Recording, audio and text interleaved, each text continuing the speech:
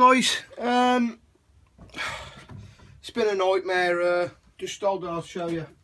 I wasn't able to finish the handle because I think you'll be able to see me here. I've had to change the bearings. There was supposed to be 3 bearings in there, but when I opened it up there was just a packer in the middle, so there was an extra bearing missing. I think it makes a difference. There's going to be a lot more stability having the extra bearing in there. There's a lot more bearing surface. I had to make a new spindle because that was just, well, anyway, I ain't gonna I've had to rebuild basically all the hub for my contact wheels. I'll tell you what I will say is, man, I'm looking forward to building my other grinder. I really am, because I've had quite a bit of problems with this, if I'm honest. I had the bearings changed already for this when it was under warranty once. They're not even 5 months old, and they went again, and partly due, I think the spindle was a bit, well, it wasn't straight and it was making the wheel do this, so basically it's just took its toll on the bearings. Now it's okay anyway. You know, all this stuff is still not great. I've ordered some more stuff. I mean, it's running pretty true now. I've ordered some more stuff, and I'm gonna build a complete new assembly, because I don't think the ball in there is completely true neither, which is, even though I've screwed all this up and everything, it's still canting it over and it's still causing, so I'm going to build a complete new assembly. Anyway, there's the handle. I mean, I like things absolutely perfect, and it can't always be like that, but anyway, I'm going to, it's noisy, right, we get profiling. This is a Warn 36.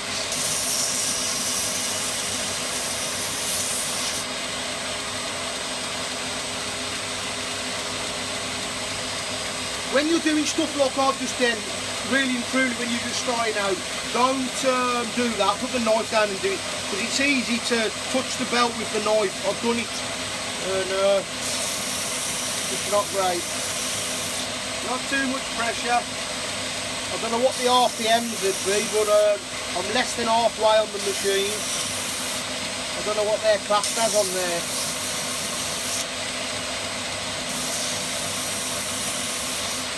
I'd say it's about, it's 42.1 amps, I think that is. Hertz, sorry, 42 hertz. I'd say it's about 300 RPM maybe, I don't know. It's not that fast, that's what I'm saying. You just burn the liners.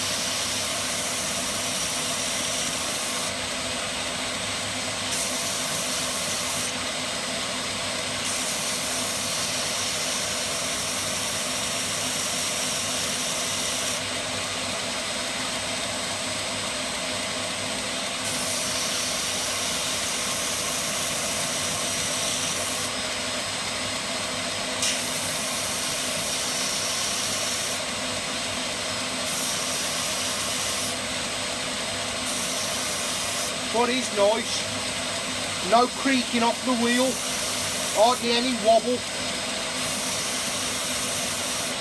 And when you work with these machines every day, you want them to run nice, and you know, you don't want them creaking and trying to turn the machine up.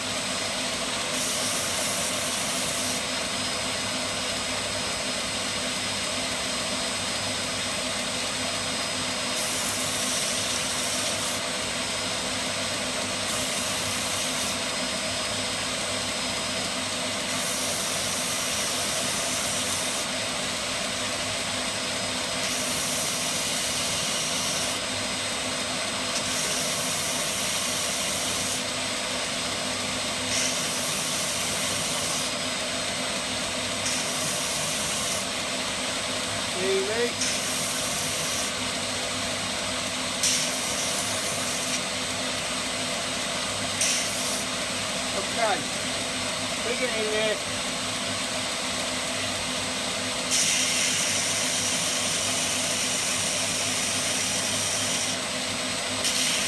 cut my finger really bad today on some stainless steel chips.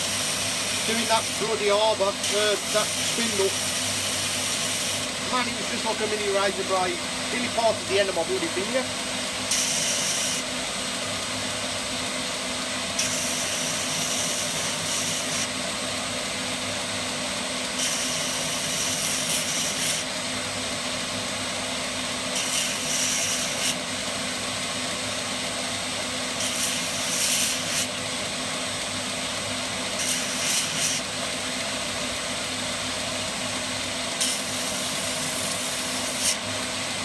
Okay.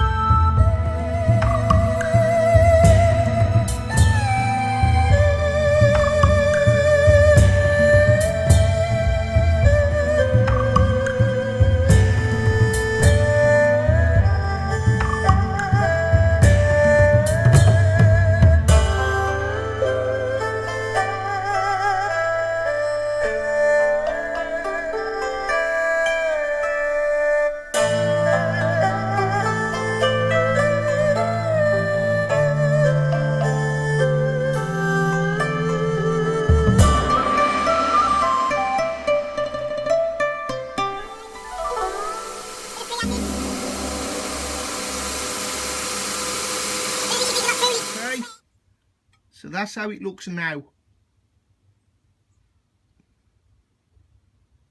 Can't get too much here, not with this particular model because of my jimping. You know, I always feather in the first two couple. You've got to be able to run this in. But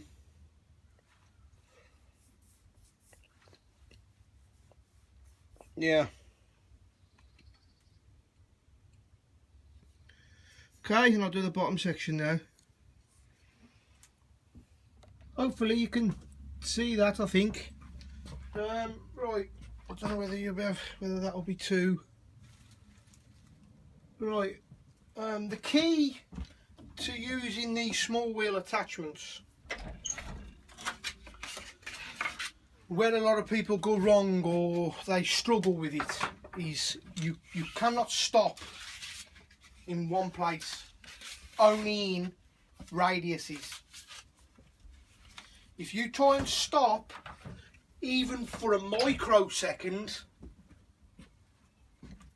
let's see if I can show you, anywhere between that radius and that radius there, even if you come along with the wheel and you pause there and then you carry on, you're going to end up with a little divot there.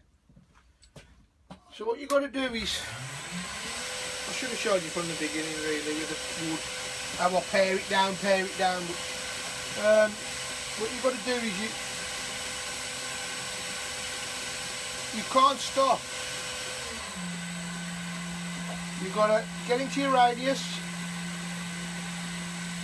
and very, very light pressure. I tell you, there's an art to using these little wheels to get them like that. There really is.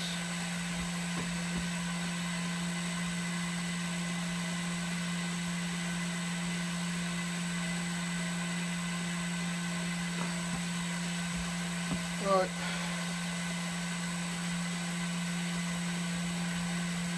Just getting rid of the epoxy in the trial area. There I have my trademark Ricassos on these.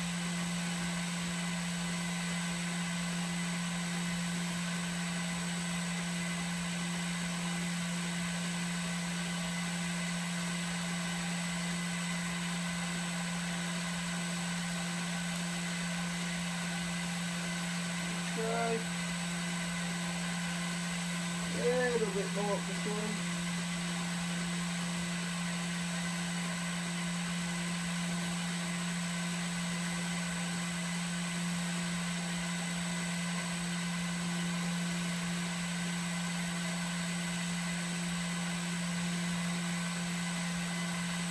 A little bit more.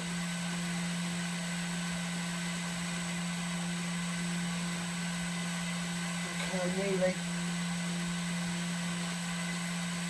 Okay.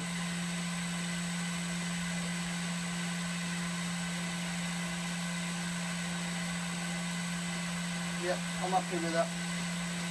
See what happens then is you get my little coffin shape. Okay, I'll bring you over here and I'll do a couple more passes just to show you what I mean. And please, please don't think you've got to have this attachment to do this. Like I've just said, right, I'm going to do it now just to, so you don't think that, alright, take the attachment off. So I know what you're thinking, oh yeah, it keeps everything nice and square, it's easy with that. Well, before I had this, I had to do it like this anyway. And if these sides are not square, then that attachment's worthless, because you'll end up with like that anyway. So,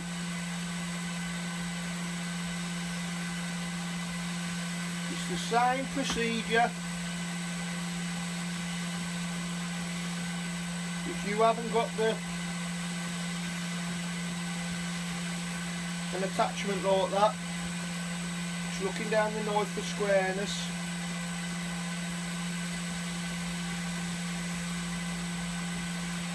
I'm favouring this side a little more on purpose. I'm just working little scratches out as I'm going along, and that just comes with time. When you first start doing this, I just concentrate on getting at how you want it. Okay, remember, no pausing unless it's in the radius itself. Now I'm looking right down the knife and keeping everything as it should be. Checking there's no raised sections, and there you go. I'll bring you over now and I'll show you what I mean. Okay, right, there we are.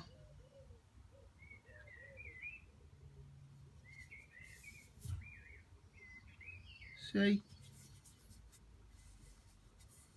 all nice and smooth, no divots. You don't even have to have a machine to do that. You can do all this, it just takes longer with a bit of elbow grease, a bit of sandpaper. All these processes with fixed blades, not necessarily, well yeah, it is some of it with the folders, but with the fixed blades you can do all these things just like I'm doing now without these big fandangle grinders and all the rest of it. especially if you're doing it as a hobby, without any spending thousands and thousands of pounds. All you have to do is just be prepared to do a lot more handwork. You know, this is why I've got, you know, I do massive amounts myself of handwork. This is why I've got these everywhere. You know, but this is what I wrap my sandpaper around, and I rub stuff out and I clean stuff up, and you know, you don't have to have a machine to do everything. It's nice, and if you're trying to make a living out of it, or you're making a living out of it, like me, and you've got bills to pay, then all these things that speed up these processes certainly help.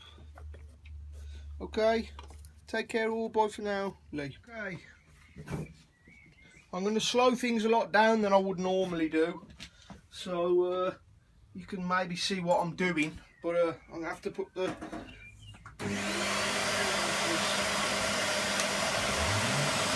It's that warm belt a minute. As you can see, I don't put no marks or nothing on my handles.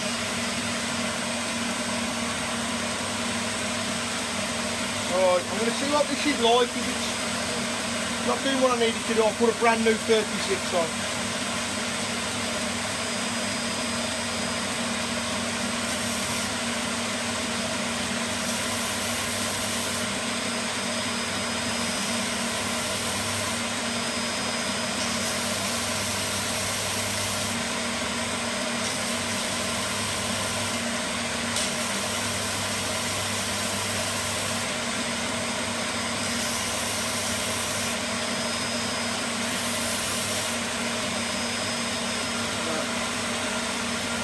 Wood. There's a lot of wood on there, so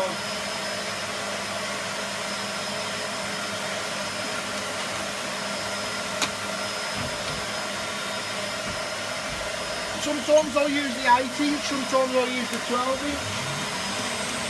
Whatever's normally on the orb, it don't really make no difference to me anyway. Right, let's get some wood up.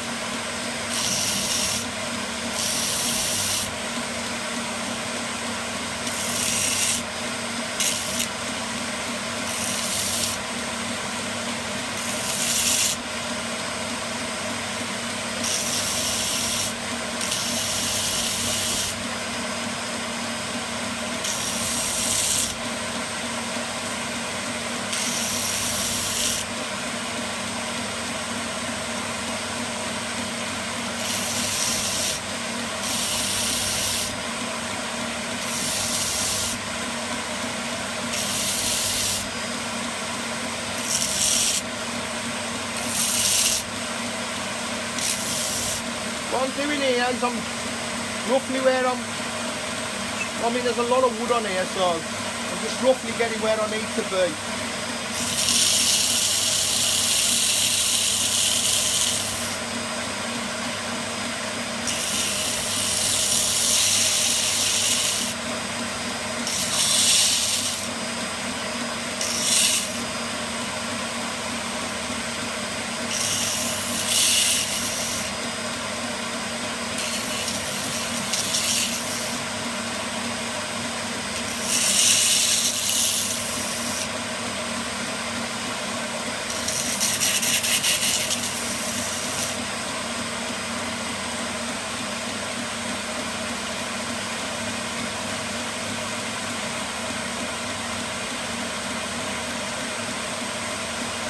Okay.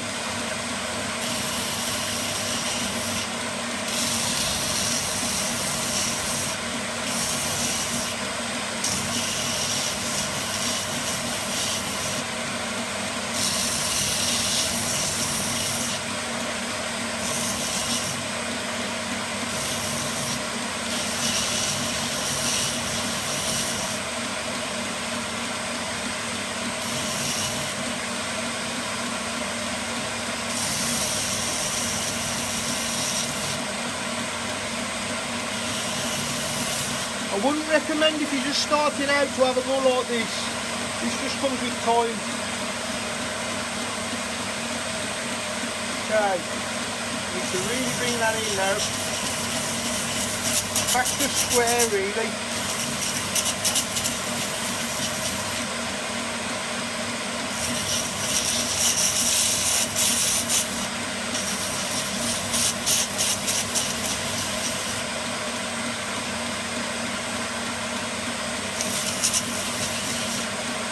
starting to come together a little.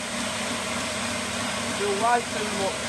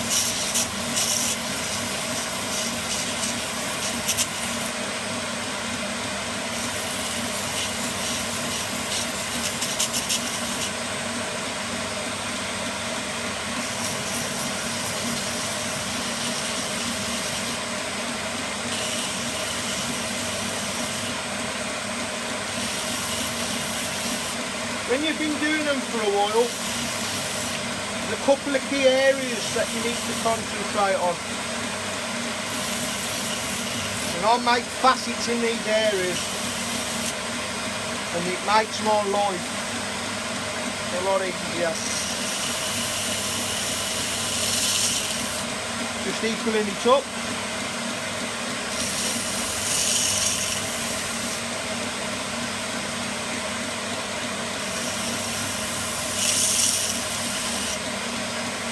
Facets then, see how everything's equal. Oh, time for me tea.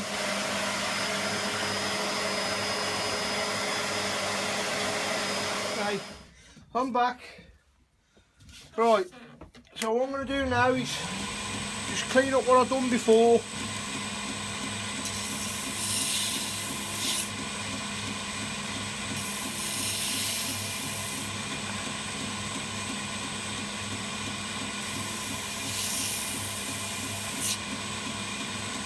Careful down towards the edges. Okay. I'm not too concerned at this minute because the next stage is the hand sanding, and that's where I'll refine it all. Doesn't take me long with the hand sanding because I've set up all these divots here. Done. Okay. Okay, but because I set all my divots up in the right places, when I come to hand sand,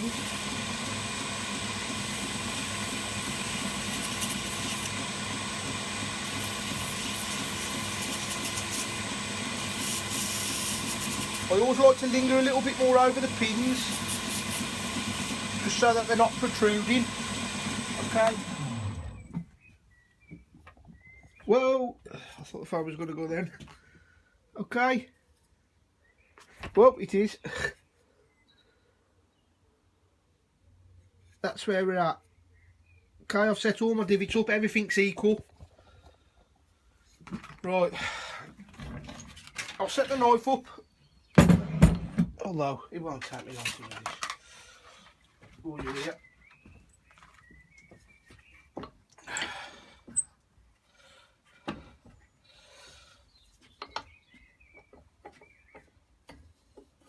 I don't know whether you'll be able to see this.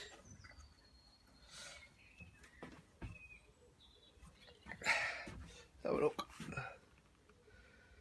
Yeah, but I'll probably okay, we'll see if we can get you in a better way.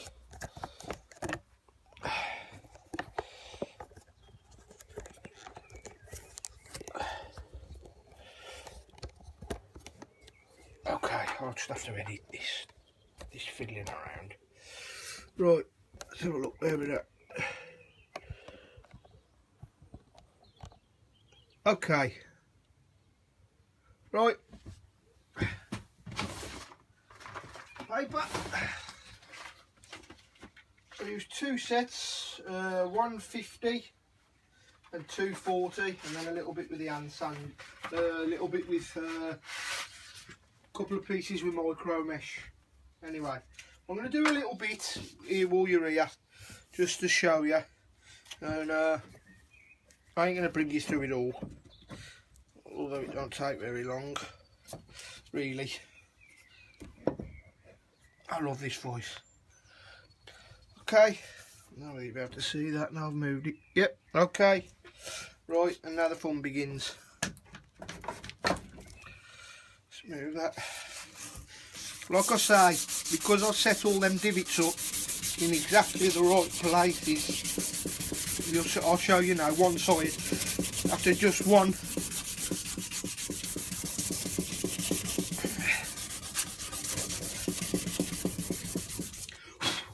go with this, I'll show you what I mean.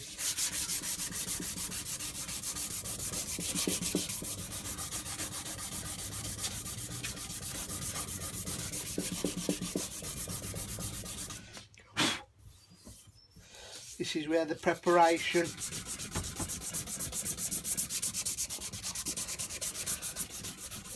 with knowing where and what to do with that wheel really comes in to its own. Okay, let's take it out and show you. That's one, what's that, a couple of, not even a minute. One side done. Apart from I've just got to rub and blend the bottom in. I'll do the same on the other side and it'll be near enough finished. Okay, and I'll bring you back.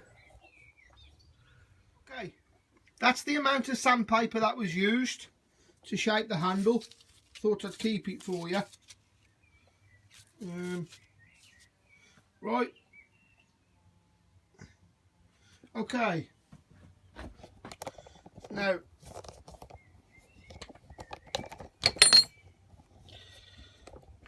get you on here if I can. Come on, you. So I'll bring you in for this bit. I always love this bit. And it's like opening up a present. I do genuinely love this bit. See, handle.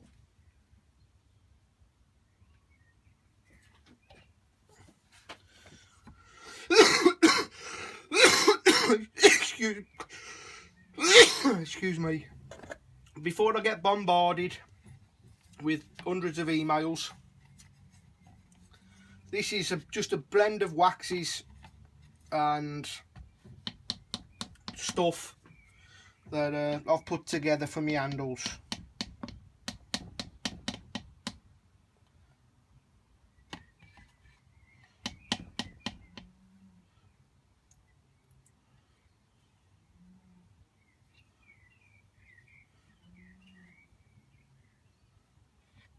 It's nothing super special. It's just something that I put together for my handles. Wow. Okay.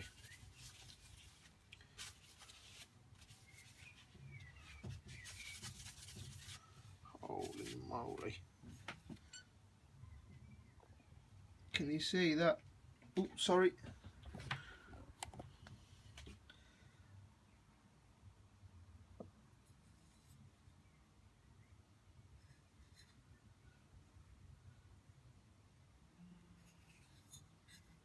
Okay, and what I'll do now and all is I'll take the tape off and you can have a look at me camp and field. I hope this has helped some people and try to dispel some of the myths with this handle shaping. It's there is an art to it, yes, but it's not just like anything that I keep going on about with knife making. There's no shortcut. If you take shortcuts, you're going to end up with an horrible handle. And that's just the way it is. If you think you're going to do it all on the machine and just come off the machine, well, you can do it all on a machine and just come off the machine with no hand sanding, then you'll have an handle, but it won't be the greatest handle in the world. You got to, if you like, not you know, if you're into knife making, then you got to realise that hand sanding is part and parcel of it. Okay, I'll just give that a little wipe and we'll have a look.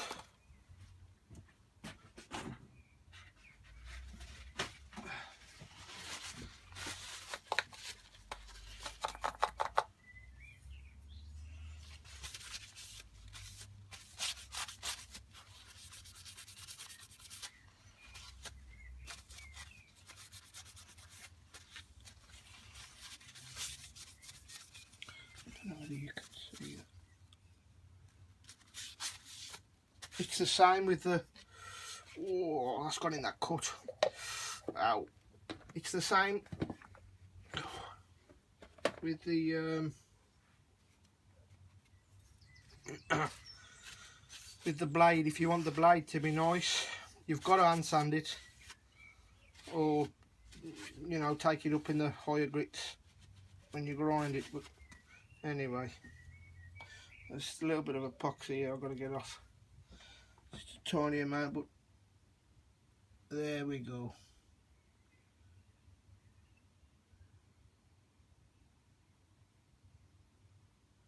Hope you can see that. Hold on. Ah.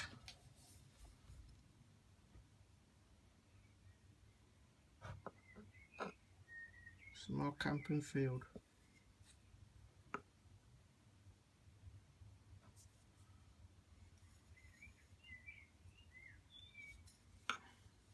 I'm going to put the little notch in now. And this can sharpen and get ready for his sheath. Okay guys, take care all, bye for now. Lee.